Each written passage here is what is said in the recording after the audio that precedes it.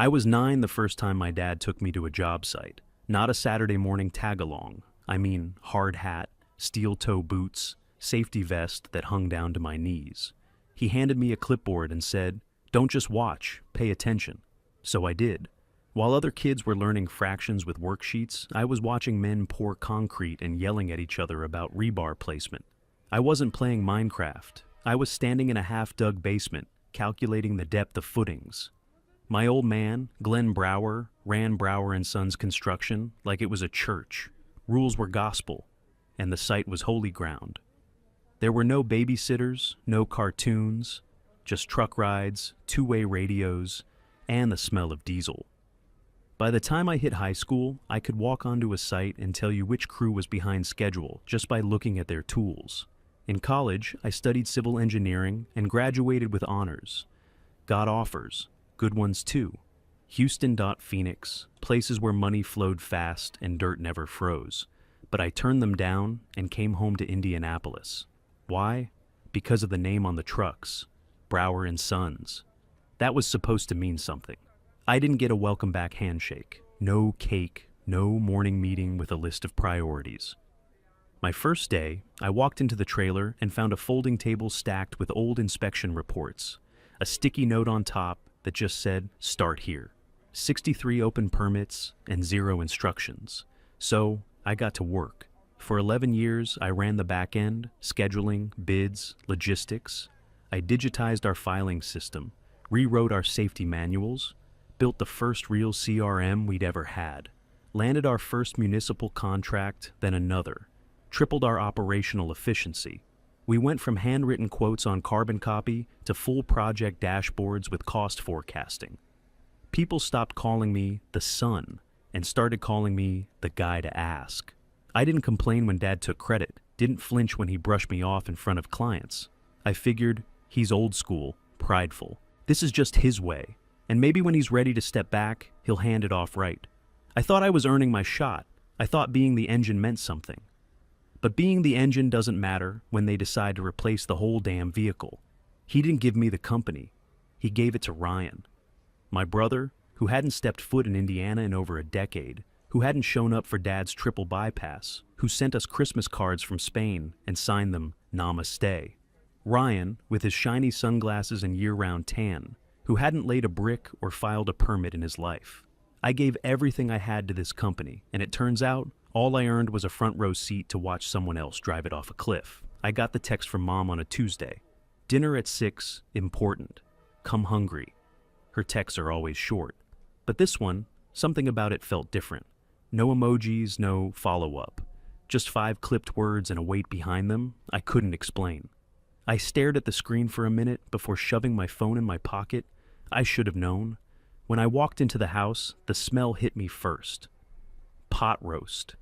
That was her guilt dish. Thick, heavy, slow-cooked, and always came out when something was about to go sideways. Ryan was already there, sitting at the dining table, relaxed, like he'd never left. Clean-shaven tan. One of those breezy linen shirts unbuttoned just enough to show off a beaded necklace that looked like it belonged at a meditation retreat. No socks, of course. His loafers were kicked off under the table like he lived there. He looked up and smiled that same half smirk he used when we were kids. "Hey, buddy," like we were 10 and he hadn't vanished for 12 years. I didn't say anything at first, just nodded and pulled out a chair. Mom came bustling in from the kitchen with a dish of green beans, like she hadn't spent the last decade choosing to ignore the fact that Ryan never called, never visited, never showed up when Dad went under the knife, or when the city almost pulled our contractor license. "You boys sit," she chirped, like we were toddlers on Thanksgiving break. "Everything's hot." So, I played nice. I sat. I passed plates. I smiled when Ryan told us about his eco-housing startup in Spain, about working with a sustainable design firm in Sydney, about some yoga retreat he had done in Thailand that really reset his nervous system. I nodded when he talked about consulting for clients in Bali, and laughed when he mimicked a Spanish contractor who refused to use screws on principle.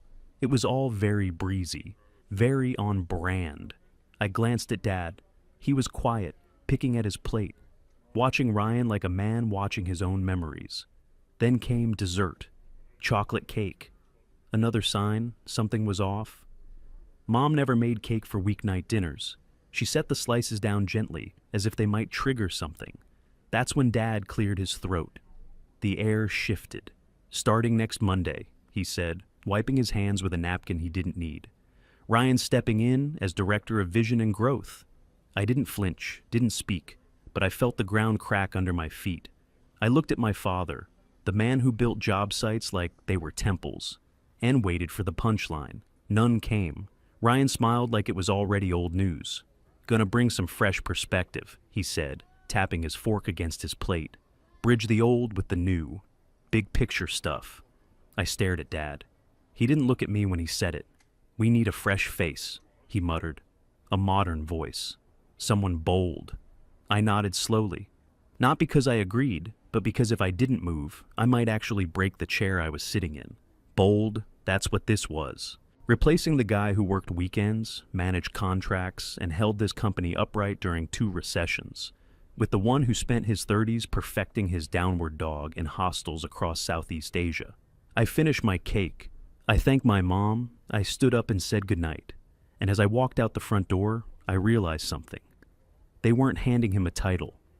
They were handing him my legacy. A week later, I asked for the master file on Keystone Heights. It was a simple request, just a quiet Tuesday morning in the office. I knocked on Dad's door, poked my head in, and said, "Hey, I need the Keystone package. Legal wants a site logistics update." He didn't even look up from his desk, just flipped a page and muttered, "All ready with legal, check the archive drive." That was strange. We never send out the only version, not for a job that size, not for a job that mattered. Keystone Heights wasn't just another subdivision. It was a multi-phase, multi-million-dollar residential contract, the kind of project you build your next decade around. It was ours because I chased it for 18 months, because I met with the zoning board every Tuesday for a year, because I fought like hell to win it. So when he said to check the archive, I did. Nothing. I searched by job number, by keyword, by folder path. I even checked the private exec docs folder that only 3 people in the company had access to. Still nothing.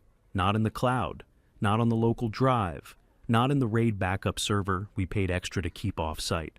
That wasn't just careless. That broke Dad's own rule, one he'd hammered into me since I was a teenager.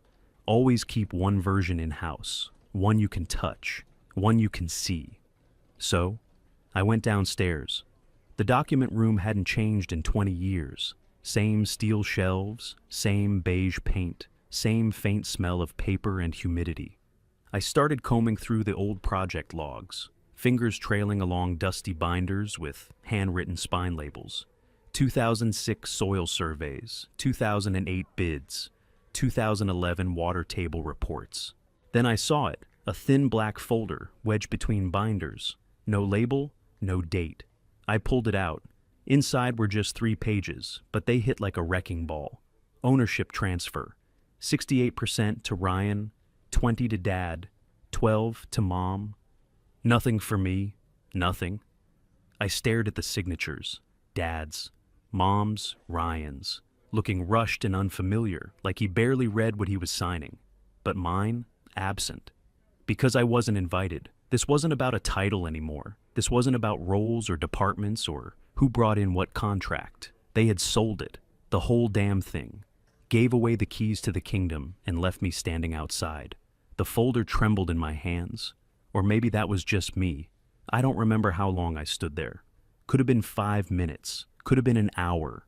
When I finally walked out, the office hallway looked exactly the same. Same light buzzing overhead, same coffee stains on the carpet, same hum from the plotter printer. Except everything had changed. I passed Marion, our office manager, at the copier. She glanced up. Her mouth opened, then closed. Then she said, almost under her breath, "I tried to tell him it wasn't right." I stopped. "What did you say?" She looked around, lowered her voice. "When they had the papers drafted, I told Glenn, I said, 'You can't do this to him, not like this.' But he wouldn't hear it." I blinked. "You knew?" "I didn't know everything," she said, voice shaking a little. "But I knew enough to know it wasn't fair." I nodded once, just once. Then I walked out. Not in a rage, not in tears, just calm, empty, like a firefighter leaving a house he couldn't save, standing in the street, watching everything he built collapse under the weight of someone else's match. The only difference was, this time, the fire had my last name on it. 2 days later, Marion called me. Her voice was tight. "You need to see this." I didn't ask questions, just grabbed my keys and drove. I still had my old ID badge in my glove box, out of habit more than anything. I hadn't set foot inside Brower & Sons since I walked out of that document room. The badge still worked. Marion met me near the back stairwell. No greeting, no small talk. She just turned and walked. We passed the kitchen, the mezzanine, the safety board, still pinned with a photo of me under January site leader. Funny. She led me to conference room A, the one with mirrored glass and built-in projector. I stood just outside the door, watching from the side no one could see through. Ryan was in there, sleeves rolled, pointer in hand, pacing like some kind of tech CEO. A glowing pitch deck filled the wall behind him. The title slide read, Keystone Heights, Future Ready. Housing. I didn't move. I didn't breathe because I already knew what was coming. The next slide popped up. A site overview, color-coded zones, phasing plan, utility sequencing. It was mine, down to the same shade of blue I'd picked to highlight mixed-density units. Then came the elevation mock-ups, the same ones I'd sketched out on my tablet during a red-eye flight to Tampa. The next slide mirrored my traffic flow analysis. Same language, same charts. Even the footnotes. It wasn't inspired by my work. It was my work. He hadn't changed a damn thing. Just slapped his name on the front and added a few buzzwords.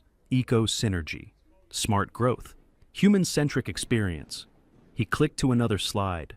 A bullet list. 5 points, neatly stacked. I'd written those bullets one night at the office, half-eaten sandwich in one hand, keyboard under the other.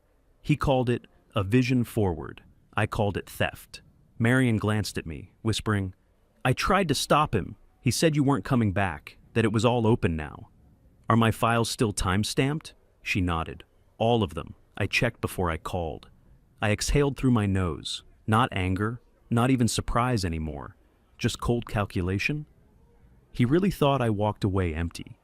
He forgot I built the damn map they're using. He forgot whose initials are buried in the metadata, whose spreadsheet formulas hold the whole phasing plan together, whose zoning notes got that parcel rezoned from mixed use to high density.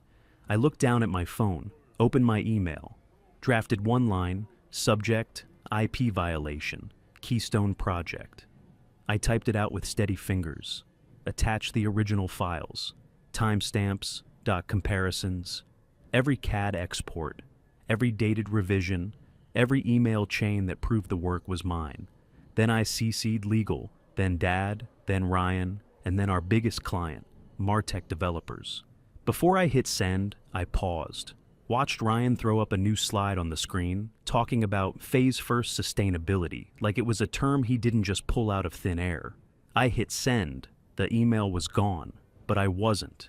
I waited 5 seconds, then 10, then I walked away. Marion followed me down the hallway, voice low. "What happens now?" I didn't turn around, just said, "Now we see if the house Ryan stole is strong enough to survive its own foundation cracking."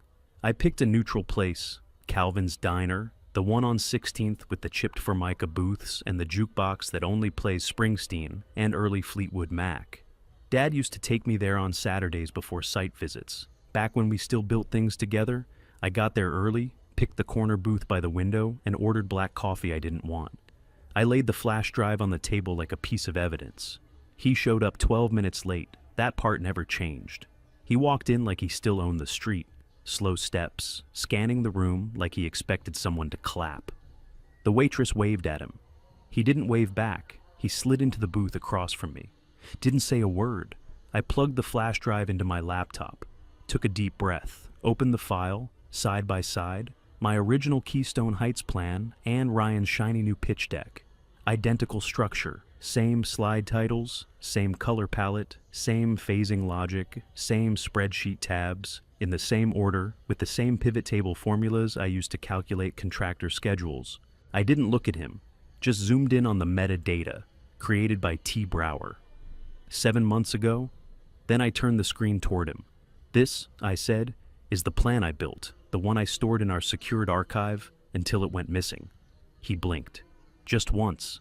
I slid the flash drive across the table. You've got 48 hours. Acknowledge it. Or I take it to Martech developers and the board. He exhaled through his nose, like a man tired of having to pretend.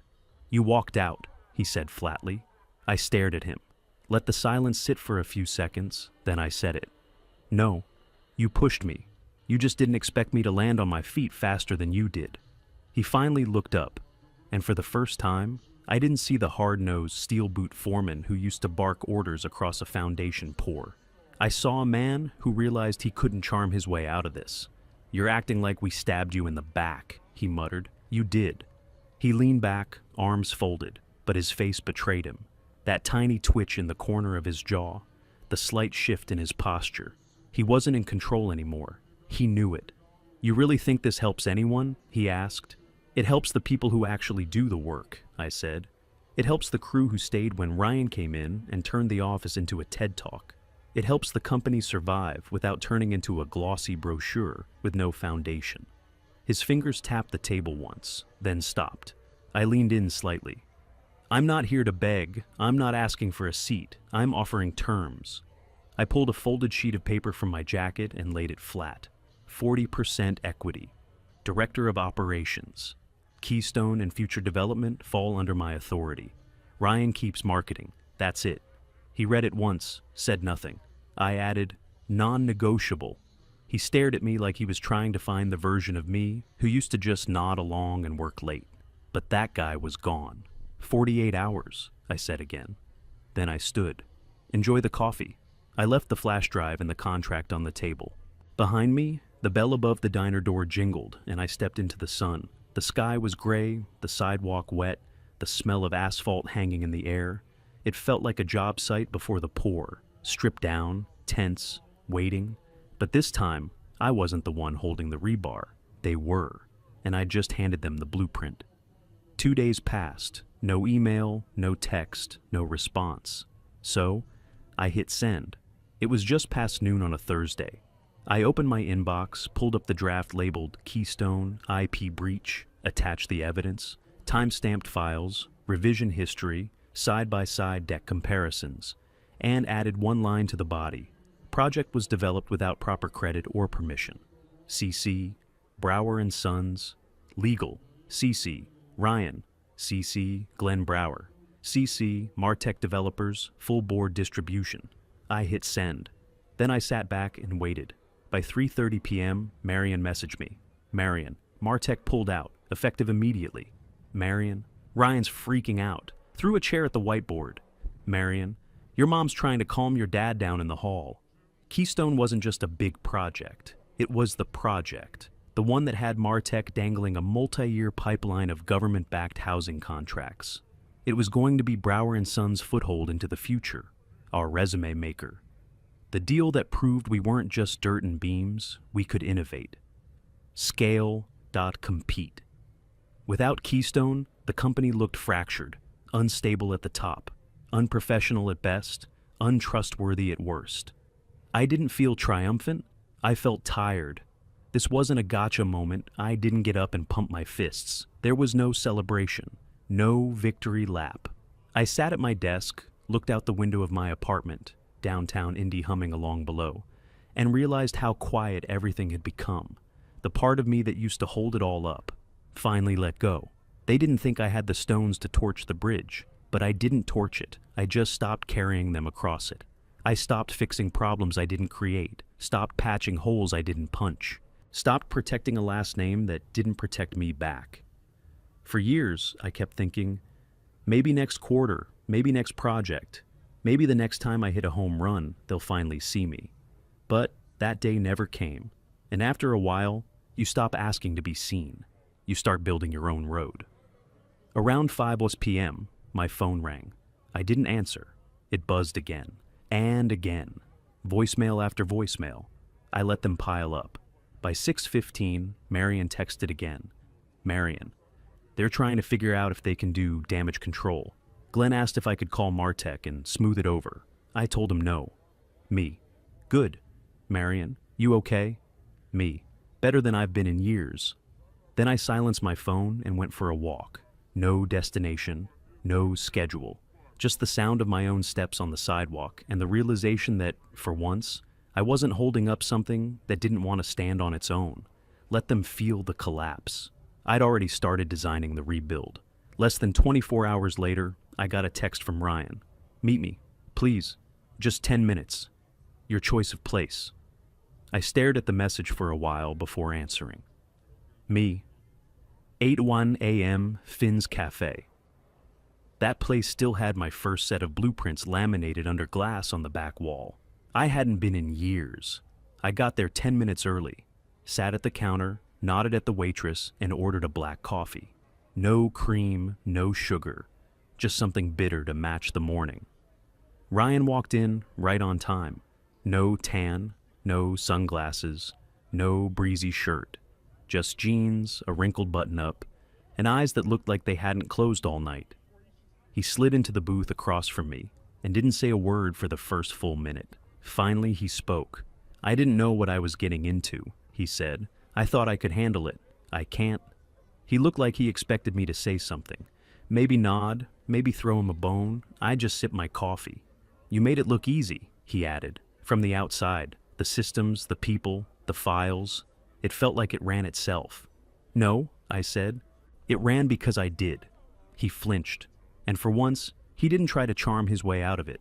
No smirk, no joke, just guilt. I pulled a single sheet of paper from my jacket and slid it across the table, typed, bullet pointed, clean, my terms, 40% equity, directorial seat, operational authority over all development contracts. Ryan keeps branding and marketing, but no access to project controls. All decisions on Keystone revert to my lead. He read through the list twice. His eyebrows rose at the second item, but he didn't argue. "That's," he said slowly, "steep." "So was stealing my work," I said. He looked down, folded the paper once, then again. Like a kid caught cheating on a test who finally realized he wasn't getting out of it. He didn't push back, didn't ask to renegotiate. He just nodded, slowly, quietly. I leaned back and said nothing. I'd said everything already. He looked around the cafe, let out a small breath. "I used to think you were just intense," he said, "like rigid, overly serious. But now, I get it." "I wasn't intense," I said. "I just gave a damn." He swallowed hard. "You're gonna make it work, aren't you?" "I already did," I said. He stood. I stayed seated. "Thanks for meeting me," he said. I didn't answer. He left. By the time the check came, I was already halfway through my second cup. I paid in cash and left a good tip. The waitress smiled like she could feel the weight that had just shifted. Later that night, his assistant emailed me directly. Subject, legal meeting, confirmed date. Friday, 10 a.m. Location, 242 North Delaware Street. Parties, Ryan Brower, Glenn Brower, Thomas Brower. Purpose, equity and operational agreement review. I stared at the screen for a long second. Not because I was nervous, but because, for the first time in weeks, I wasn't fighting uphill anymore. Ryan had blinked, and the house that burned me, it was starting to tilt my way. I walked into the law office at 9:58 a.m. No handshake, no eye contact. Just a worn leather folder tucked under my arm, and my lawyer, Denise, trailing close behind.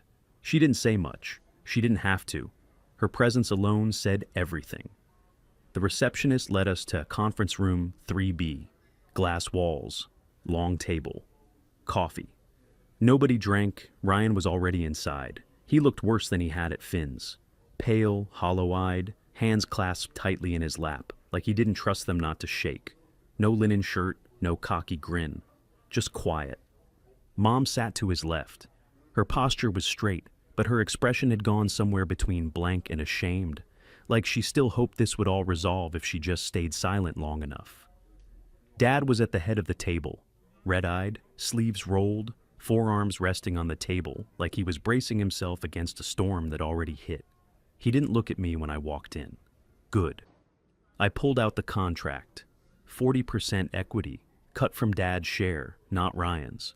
Directorial seat, effective immediately. final authority over all development and project operations, starting with Keystone. Ryan could keep his vision title, but all site work and client dealings would run through me. I slid the documents to the lawyer at the head of the table. 3 copies, I said. Let's get to it. The room was silent except for the sound of papers turning and a pen clicking. Ryan signed first. No hesitation, no speech. Just a quick scribble on the line, like a kid signing a detention slip. Then he slid the pen to Dad. That took longer. He stared at the signature line like it was a grave marker. 30 full seconds of silence. The kind that makes your stomach ache if you're still holding on to anything. I wasn't. He finally picked up the pen and signed one line, one final flick of the wrist. Then he pushed the contract forward and leaned back in his chair, eyes fixed on the ceiling. The lawyer stamped each set. 3 sharp thuds of the notary seal. Done. She slid my copy across the table. I took it, folded it, and tucked it back into my folder without looking down. I stood. It's done, I said, my voice even. I won't be sticking around for questions. No one moved, no one objected. Ryan didn't even lift his head. I looked at Mom. She blinked like she wanted to say something, but no words came. That was fine. I wasn't there for words. I turned to go. Before I reached the door, Dad finally spoke, voice low, rough. You were always the engine, he said. I didn't see it. I paused, then I walked out. Not because I needed his apology, not because it made anything better, but because, for the first time in my life, the contract in my hand meant more than his words ever did. Acknowledgement. In legal ink, that's what I came for. And I got it. 3 months. That's how long it took to gut the rot and pour a new foundation. The day after the ink dried, I walked into the main office at 7 a.m. Sharp. No speech, no press release. Just a clipboard, a punch list, and a new access code to the executive server. First thing I did, audit the entire project management system. Permits, digitized, bid tracking, automated, doc contractor logs, synced to real-time dashboards. No more Excel sheets floating around like ghosts. No more paper files shoved in drawers no one opened. If you couldn't find it in 2 clicks, it didn't exist. Second thing, killed unpaid labor. No more help out over the weekend expectations. No more just put in a few extra hours and we'll figure it out. From now on, every time card was tracked, every overtime hour approved, every crew member clocked in through a mobile app. I rolled out by the 2nd week. Then came the meetings. 30-minute stand-ups.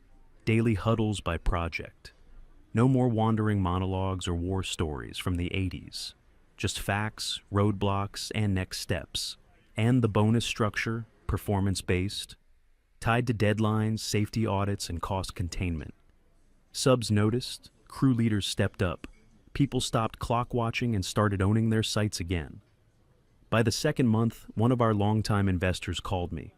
I don't know what the hell you're doing in there, he said, but I want to double my position before someone else does. The crew noticed too.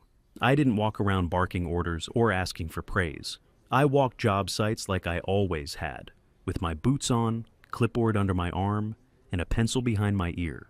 That's when they started calling me boss again.